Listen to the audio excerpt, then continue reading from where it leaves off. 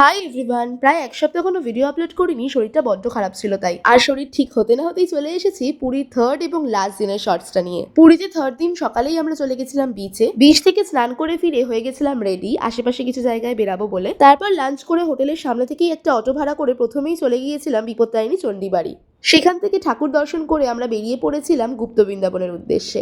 গুপ্ত বৃন্দাবন ছাড়া ওই আশ্রমকে অনেকে গৌরবিহার আশ্রম হিসেবেও চেনেন। এখানকার সমস্ত ডিটেলস, প্রবেশ মূল্য আমি কিন্তু লং ব্লকে দিয়ে দিয়েছি।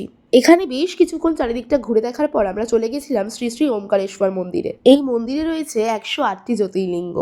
আপনারা পুরী ঘুরতে এলে একটু হাতে সময় নিয়ে এই মন্দিরগুলো ঘুরে দেখতে পারেন। সন্ধে হয়ে গেছিল তাই মন্দির থেকে বেরিয়ে সোজা চলে গেছিলাম বিচে। সেদিন সমুদ্রের ধারে অনেকক্ষণ বসেছিলাম। হোটেলে ফেরার পথে চলে গিয়েছিলাম এই মারুতি হ্যান্ডলুমস নামের দোকানটাতে। দোকানে আমরা ঢুকেছিলাম তো শাড়ি কেনার জন্যই, বাট শেষ অব্দি কি নিয়েছিলাম সেটা কিন্তু লং ব্লগে দেওয়া আছে, যান গিয়ে ঝটফট দেখে ফেলুন। তারপর হোটেলে ফিরে ডিনার করে সোজা ঘুমিয়ে পড়েছিলাম, কারণ পরের দিন ছিল আমাদের বন্দে ভারত। পুরীর শর্টসগুলো এখানেই শেষ করলাম। দেখা হবে অন্য কোনো ভিডিওতে। Bye bye.